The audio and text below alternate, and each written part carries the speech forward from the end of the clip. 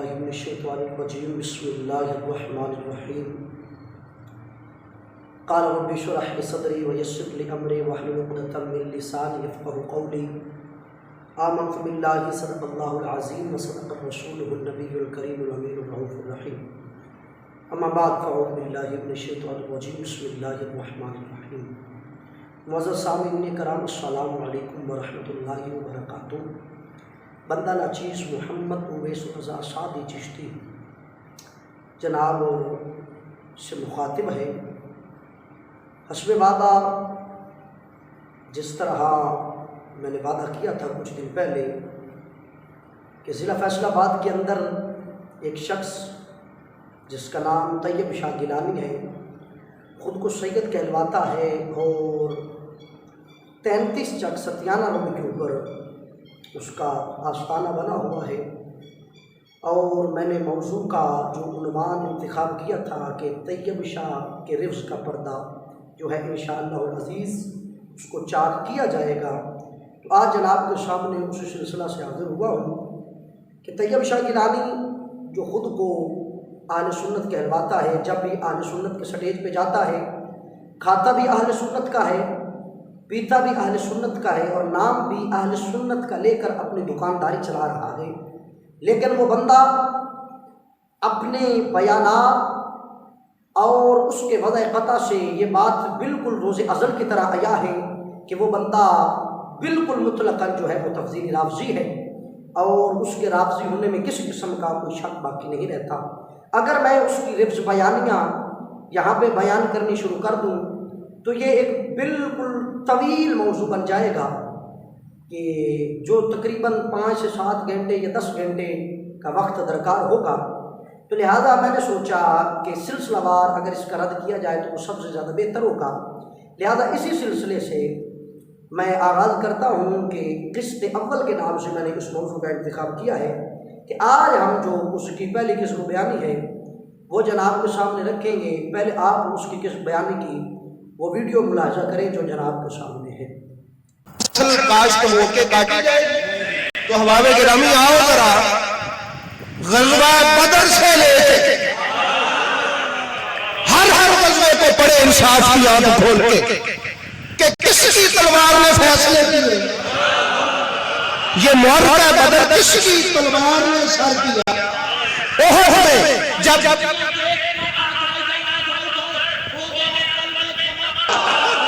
واہ واہ واہ بھئی سمجھے ہو، اگر بدر و احد کے معرکے علی سر نہ کرتا، اگر مرحب و انتر و عبد بدھ کو علی ڈھیر نہ کرتا، جب سب پیچھے تھے علی آتے، اگر یہ معرکے فتح نہ ہوتے تو ایران و روم تک کون جاتا؟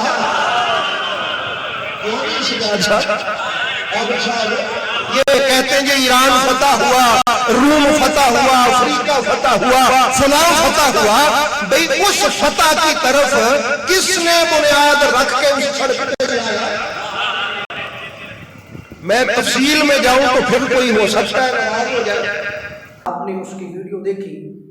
جس کے اندر حضرت کہہ رہے ہیں کہ غزوہ بدر سے لے کر احد تک کس کی تلوار نے فیصلے کیے، اور معرکہ بدر کس کی تلوار نے سر کیا، اور پھر وہ کہتا ہے کہ بدر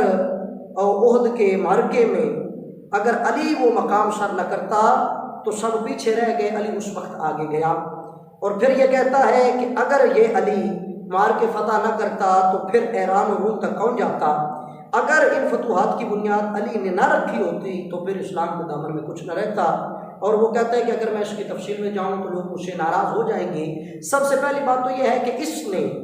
یہاں پہ جس بات کو واضح کرنے کی کوشش کی ہے وہ یہ ہے کہ یہ جتنی بھی جنگیں لڑی گئی ہیں، اسلام کی جتنی بھی یہ جنگیں ہوئی ہیں، جو غزوات لڑی گئی حضور کے زمانے کے اندر یا بعد میں لڑی گئیں، تو اس کے کہنے کا مقصد ہے کہ تمام کا دار و مدار جو ہے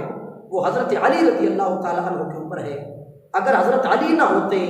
تو یہ جنگیں نہ جیتی جاتی، اگر حضرت علی نہ ہوتے تو پھر کچھ بھی نہ ہوتا، پھر اسلام کا ایک نیا ہی رنگ اور نیا روپ ہوتا۔ حضرت کا کہنا یہی ہے اور موصوف یہی کہہ رہے ہیں کہ حضرت علی کی وجہ سے ہی یہ سارا کچھ ہوا تھا،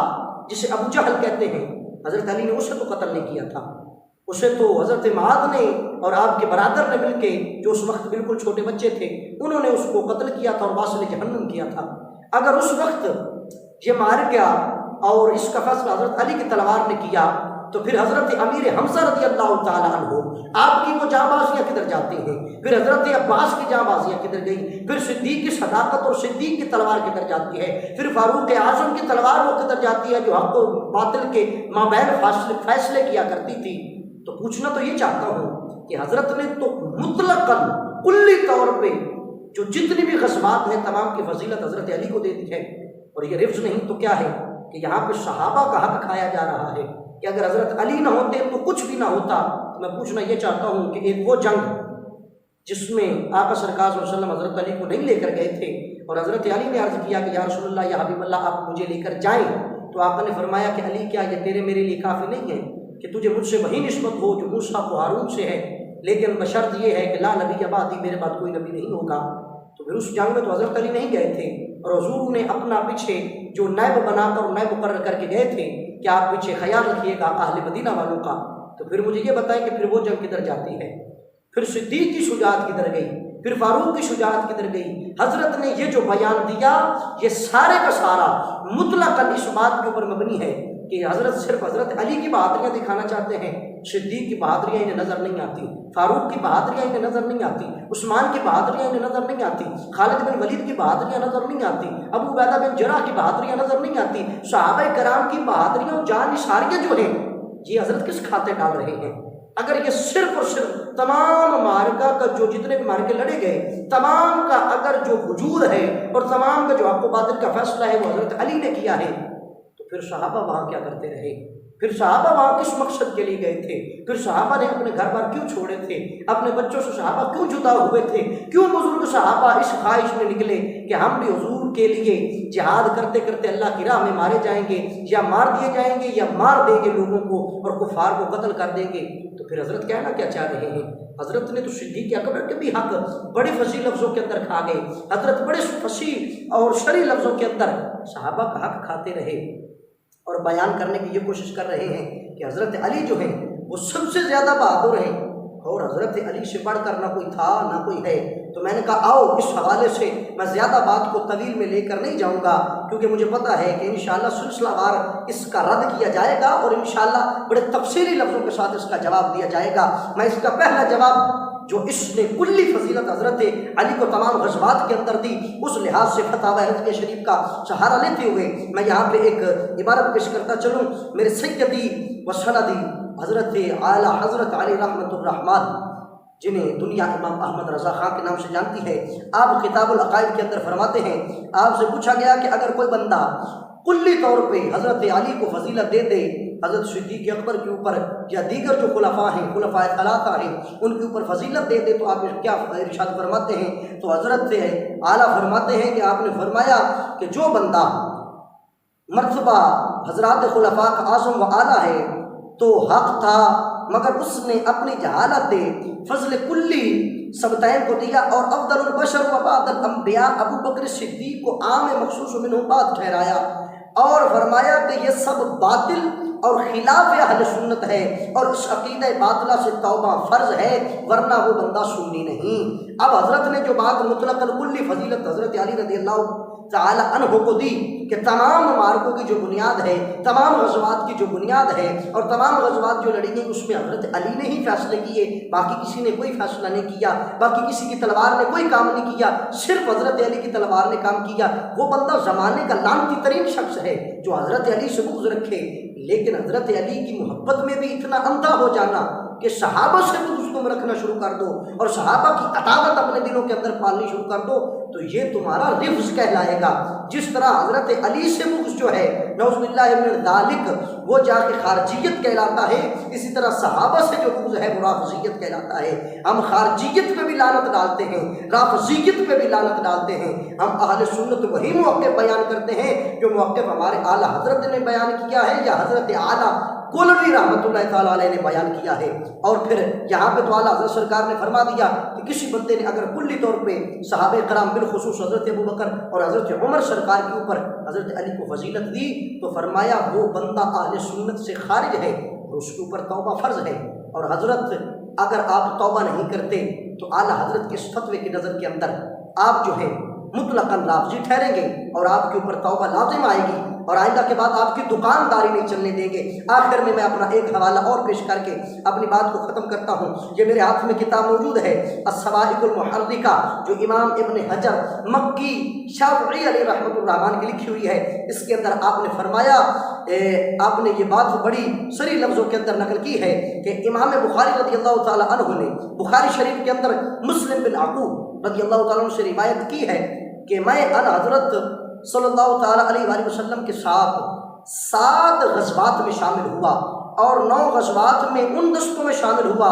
جنہیں آپ صلی اللہ علیہ وسلم بھیجا کرتے تھے، اور ان میں کبھی حضرت ابو بکر ہمارے امیر ہوتے تھے اور کبھی حضرت اسامہ رضی اللہ تعالیٰ عنہ ہمارے امیر ہوتے تھے، اور 9 ہجری میں حضرت صلی اللہ علیہ وسلم نے آپ کو یعنی حضرت صدیق اکبر کو امیر حج بھی مقرر فرمایا۔ پس یہ خیال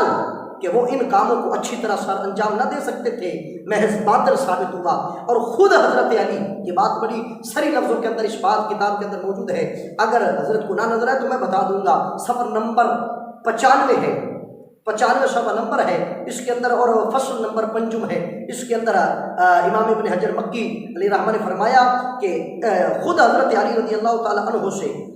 اس بات کے معترف ہیں کہ آپ رضی اللہ تعالیٰ عنہ یعنی حضرت سیدنا صدیق اکبر سب صحابہ سے شجاع تھے۔ اب حضرت آپ کا یہ دعویٰ کدھر گیا جو آپ نے دعویٰ کیا تھا کہ حضرت علی نے ہی سارے مارکے جو ہے وہ سر کیے اور سب سے زیادہ شجاع وہ تھے؟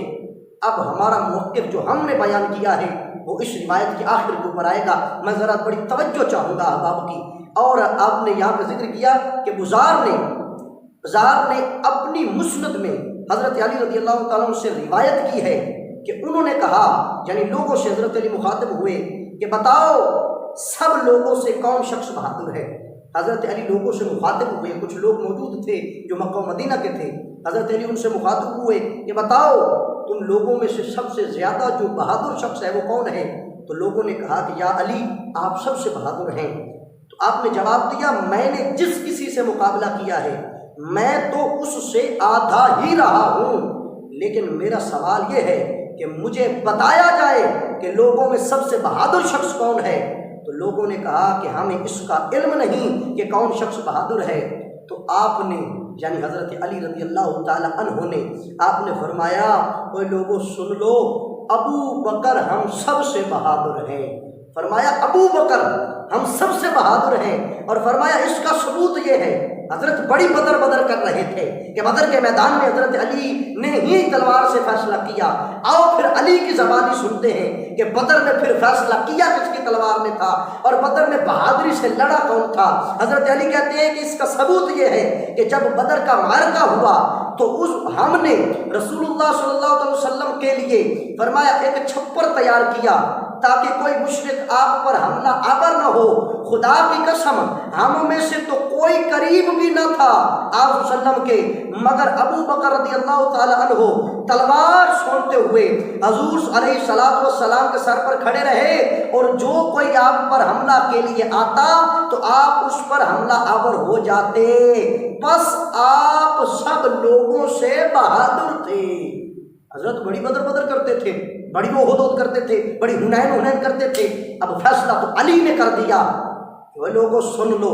جو یہ کہتا ہے کہ علی سب سے بہادر ہیں تو وہ سن لے، علی بھی جسے بہادر مانتا ہے اسے ابو بکر کہتے ہیں، علی جسے بہادر مانتا ہے فرمایا اسے ابو بکر کہتے ہیں۔ یہ الصواعق المحرکہ کے اندر امام ابن حجر نے فصل نمبر 5 کے اندر یہ بات بڑی وضاحت کے ساتھ ذکر کی ہے۔ اگر حضرت کتاب نہ ہو تو مجھے بتائیے گا، میں کتاب بھی بھیج دوں گا۔ تو معلوم ہوا کہ تمہارا یہ جو نظریہ ہے اور تمہارا یہ جو دعویٰ ہے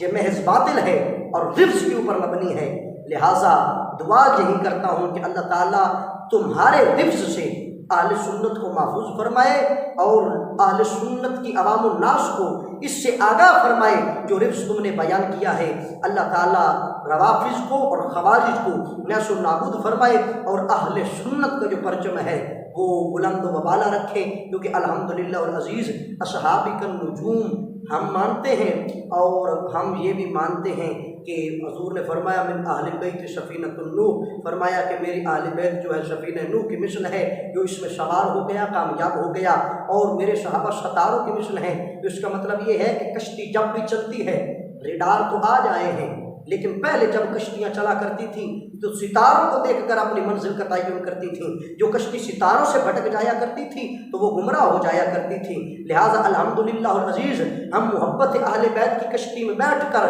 صحابہ کے ستاروں سے رہنمائی لے کر، صحابہ سے رہنمائی لے کر جس طرح ستاروں سے رہنمائی لی جاتی ہے، انشاءاللہ العزیز ہم آب کوثر پر بھی حضور سے ملیں گے، اور الحمدللہ العزیز صحابہ کے ہاتھوں سے بھی ہم جام نوش فرمائیں گے، اور اہل بیت کے ہاتھوں سے بھی جام نوش فرمائیں گے، کیونکہ ہم نے تمہاری طرح قسم بیانیاں نہیں کی۔ اور انشاءاللہ العزیز آنے والی قسط کے اندر میں یہ بھی بتاتا چلوں کہ حضرت کا رد جس موضوع کے اوپر کیا جائے گا وہ یہ ہے کہ حضرت نے اپنی تقریروں کے اندر کہا کہ حضرت محسون بنت بہدل رضی اللہ تعالیٰ عنہ وہ جو ہے وہ عیسائیہ تھیں، تو انشاءاللہ اس کا بڑے صریح لفظوں کے ساتھ میں اپنا موضوع لگاؤں گا اگلی قسط کے اندر۔ اللہ تعالیٰ ہم سب کا ناصر حامی و ناصر ہو۔ وما علینا الا البلاغ المبین۔